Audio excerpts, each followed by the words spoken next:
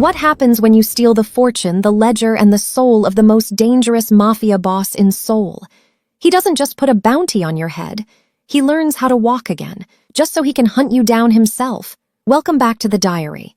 6 months ago, Dr. Amara Okoro left Kang Jun-ho paralyzed in a penthouse, taking his money and his criminal empire's secrets with her. She thought the Atlantic Ocean was wide enough to keep her safe, but a king doesn't forget the surgeon who saved him, or the woman who betrayed him. The debt wasn't settled, it was just deferred. And now, the Black Dragon is at her door. When you strip a mafia boss of his physical power, you don't make him weak, you make him obsessed. For 6 months, the Seoul underworld thought Kang Jun-ho was ruling from a wheelchair. They didn't know he was breaking his own bones in the dark, just to learn how to hunt the woman who stole his soul. The underground bunker beneath the dragon's den smelled of ozone and sheer, unfiltered rage. Kang Jun-ho stood suspended between 2 reinforced steel bars, his knuckles white, his muscles trembling violently under a soaked black t-shirt. Every nerve in his lower spine screamed as he forced his left foot forward. It was a brutal, agonizing inch. He didn't have a physical therapist. He had a mirror. And in that mirror, he didn't see his own reflection. He saw Amara Okoro walking away with a suitcase full of bearer bonds and the encrypted ledger of his empire. The mercy she had shown him in that penthouse was a poison, and the only antidote was finding the doctor who administered it. Above ground, Jun-ho had ruthlessly reclaimed his throne. He had purged his brother's loyalists with terrifying precision, consolidating a fortune that made the stolen $450,000 look like pocket change. But the empire felt hollow. The men who bowed to his wheelchair didn't realize they were bowing to a phantom. At night, Jun-ho spent his hours obsessively tracking ghost clinics and black market medical supply shipments across the globe. He wasn't looking for his money. He was looking for a specific, flawless surgical stitch that only one woman in the world could execute. He wanted the surgeon who didn't flinch when she held a scalpel to his throat. The breakthrough came at 3 a.m. His encrypted terminal beeped, displaying a blurry satellite image of a coastal boathouse in South Africa, alongside a manifest for military-grade sutures purchased under a dead man's name. Jun-ho let go of the steel bars and stood completely unsupported for the first time in half a year. A dark, predatory smile broke across his face. He didn't call his lieutenants. He didn't prep an army. He picked up his tailored black jacket and a suppressed heavy-caliber pistol. The paralyzed king was dead. The hunter was awake, and his flight to Cape Town was leaving in exactly 2 hours. $500,000 in stolen mafia money can buy you a lot of things. A forged passport, a new name, a ghost clinic on the edge of the world. But Dr. Amara Okoro was about to learn a brutal truth. No amount of money can buy you a good night's sleep when you know the devil is looking for you. The Western Cape of South Africa was a jagged, storm-battered coastline where secrets went to drown. Here, 3,000 miles from the glass penthouses of Seoul, Amara had built her saltwater sanctuary. She had converted an abandoned, rust-eaten boathouse into a state-of-the-art underground trauma center, funded entirely by Kang Jun-ho's untraceable bearer bonds. She had traded her liquid gold gown for tactical scrubs, spending her nights patching up knife wounds for smugglers and undocumented dock workers who couldn't risk a real hospital.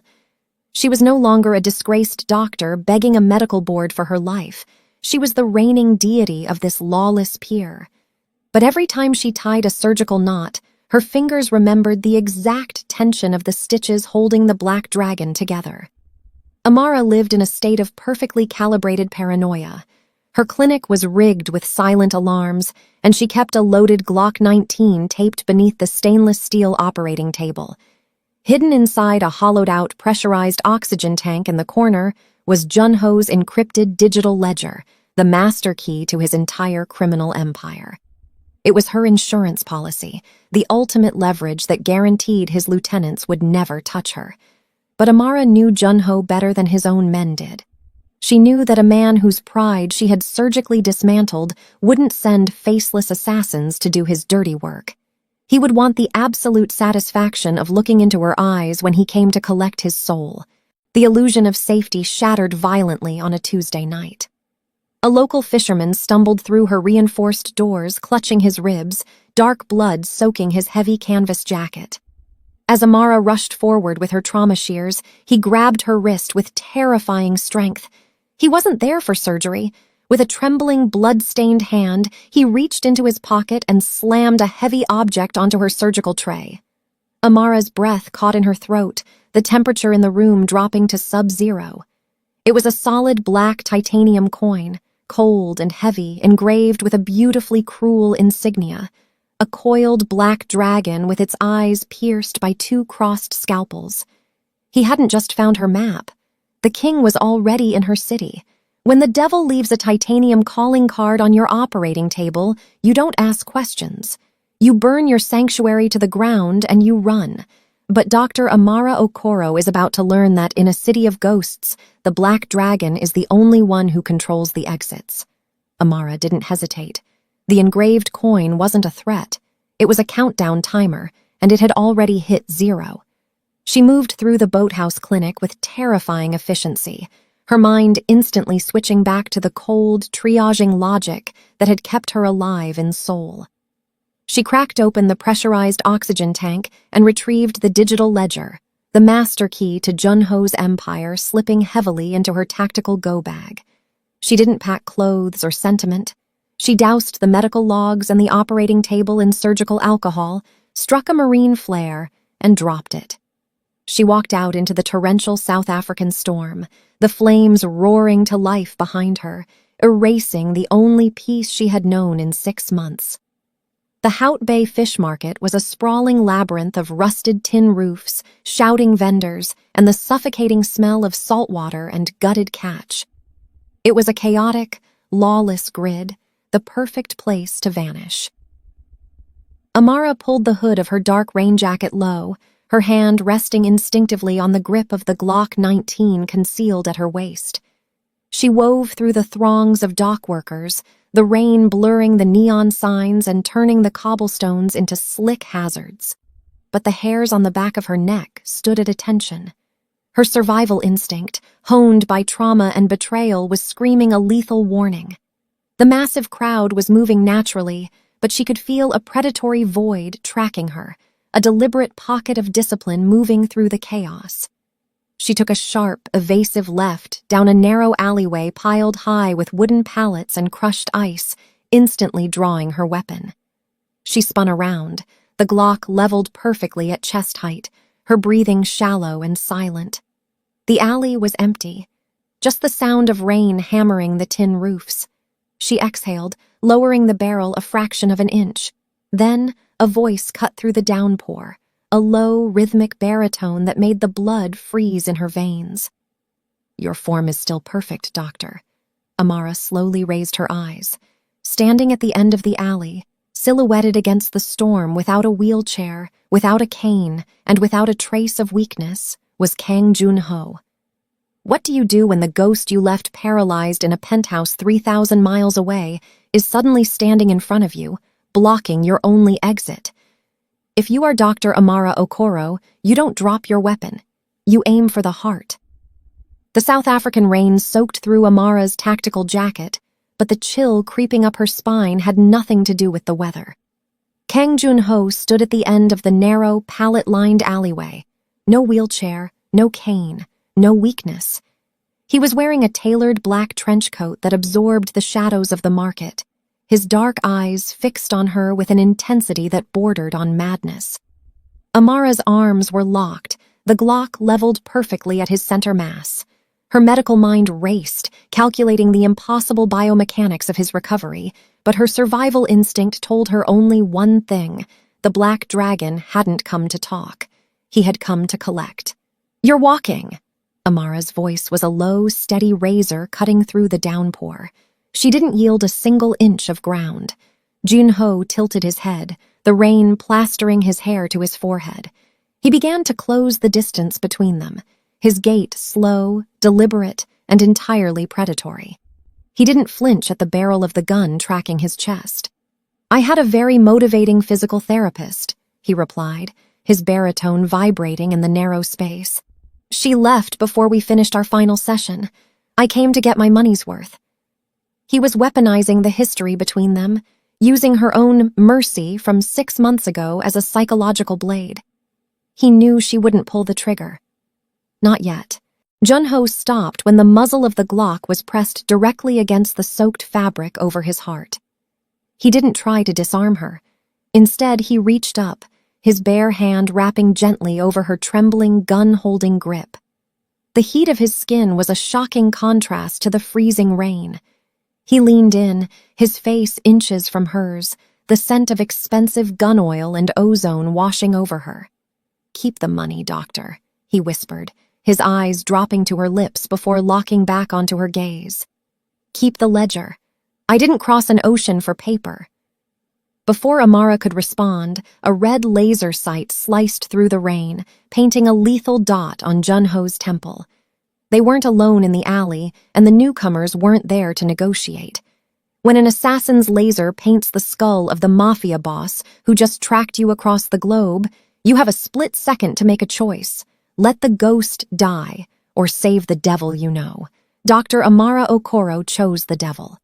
The red dot danced on Junho's temple for a microsecond. Amara didn't think. She reacted. Her left hand clamped onto the lapel of his trench coat, yanking his solid weight violently forward just as a high-caliber round shattered the brickwork where his skull had been. They hit the wet cobblestones together in a tangle of limbs and soaked fabric. Junho didn't miss a beat. Rolling with the momentum, he seamlessly drew his suppressed pistol, firing 3 blind shots into the darkness of the market to buy them 3 seconds of breathing room. The king and the doctor were instantly back to being a single, lethal unit. "Move!" Amara barked, scrambling to her feet. They tore through the maze of the fish market, moving with a terrifying, unspoken synchronization. The hit squad, remnants of the sole underworld who had tracked Junho's private jet, was closing the net, their tactical boots splashing heavily through the flooded alleys. Amara led Junho toward the only chaotic cover left, her burning boathouse. The clinic was now a roaring inferno, bleeding thick black smoke into the torrential rain. They dove behind the rusted steel hull of an abandoned trawler just outside the heat radius, the crackling flames drowning out the sound of the encroaching death squad. Junho crouched beside her, the firelight reflecting fiercely in his dark eyes. He ejected his magazine, checked his remaining rounds, and snapped it back into place with practiced ease. He didn't look afraid. He looked completely in his element. He turned to Amara, scanning her for injuries with a quick, aggressively possessive glance. "Just like Soul," he murmured, his voice a dark, vibrating purr over the roar of the fire. Amara racked the slide of her Glock, her heart hammering against her ribs. They were pinned between a burning building and an army of assassins, but as she looked back at Junho, the fear vanished. They weren't the prey. They were the apex predators, and the hunt was about to go both ways. In the Korean underworld, a mafia boss uses his soldiers as human shields. It is the first rule of survival.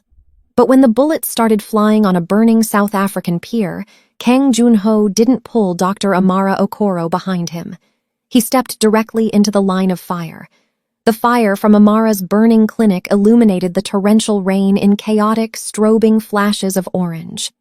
Pinned behind the rusted hull of the abandoned trawler, Amara and Junho laid down suppressive fire, their movements a deadly, synchronized ballet. But the hit squad from Seoul wasn't a street gang. They were elite. A flanker broke through the thick black smoke on Amara's blind side, raising a short-barreled shotgun aimed squarely at her chest. Amara didn't see him in time. Junho did. He didn't waste breath shouting a warning. He lunged, wrapping his heavy trench coat around her and violently spinning them both just as the weapon discharged. The sheer kinetic impact lifted Junho off his feet. He slammed into the wet cobblestones, a suppressed, agonizing grunt escaping his teeth. Amara's trauma instincts instantly overrode her shock. She grabbed the collar of his coat, dragging his solid weight deeper into the shadows beneath the trawler's bow. Her hands flew over his chest, slick with rain and warm blood, searching for the arterial bleed. The buckshot had shredded the left side of his torso, a brutal, ragged wound. He wasn't paralyzed anymore, but as he looked up at her, his breathing shallow and rapid, the power dynamic in the alleyway violently snapped right back to that penthouse in Seoul. He was her patient again. "Take my gun!" Jun-ho rasped, his bloody fingers weakly gripping the fabric of her tactical vest. He tried to push himself up, but his left arm gave out entirely. Amara didn't take the weapon. She shoved him flat onto his back, ripping his ruined shirt open and pressing her bare hands directly into the catastrophic wound to stem the massive blood loss. The storm washed his blood over her wrists as she locked eyes with the monster who had hunted her across the globe. He hadn't crossed an ocean to execute her for stealing his ledger. He had crossed it to take a bullet meant for her heart. The hunt was over. The surgery had just begun. The most dangerous place to be isn't in the crosshairs of a sniper rifle.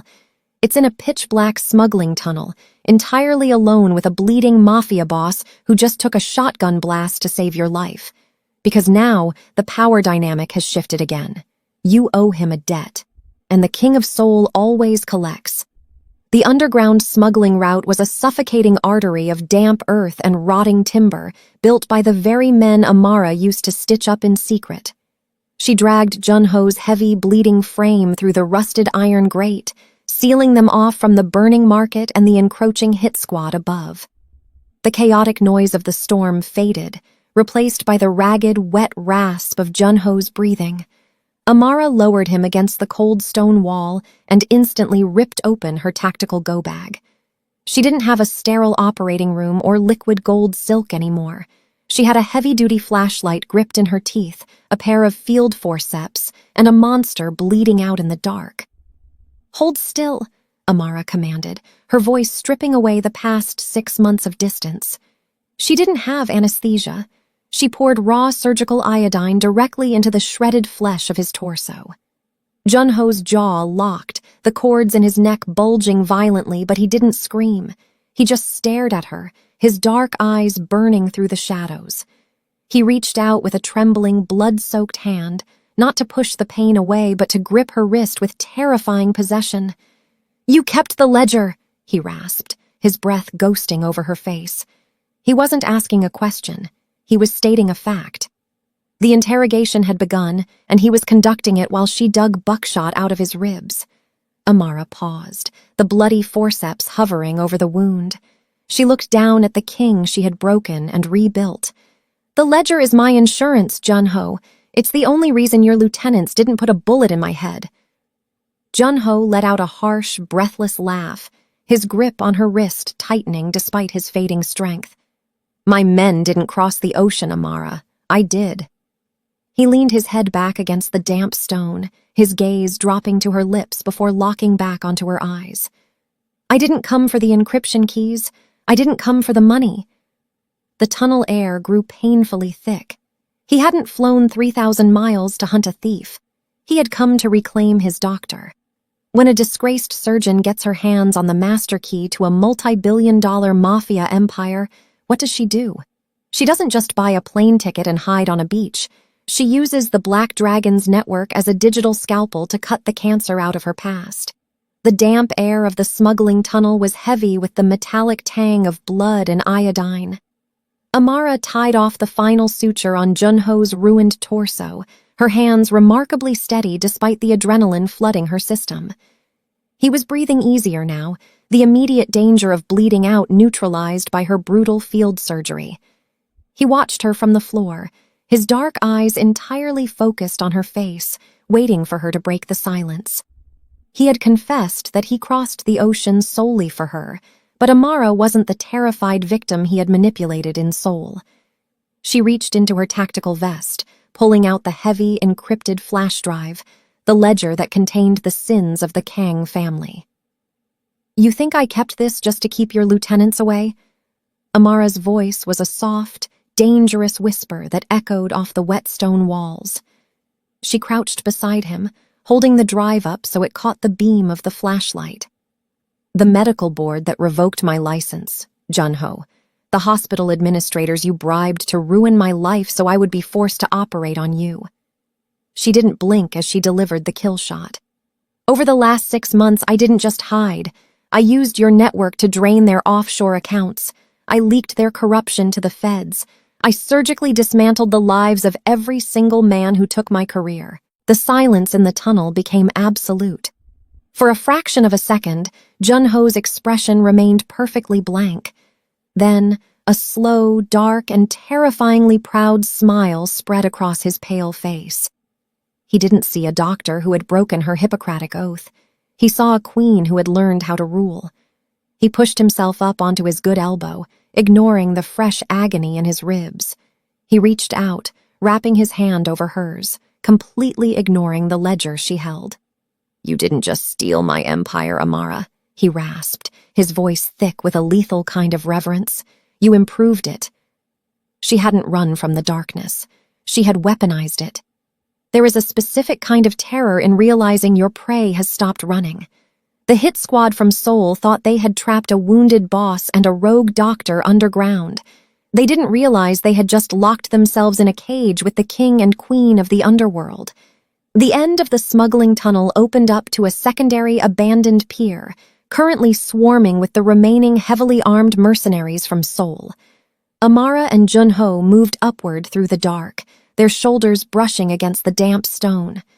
Junho was running on pure adrenaline and the brutal field surgery Amara had just performed, his torso tightly bound, but his right hand held his suppressed pistol with terrifying stillness.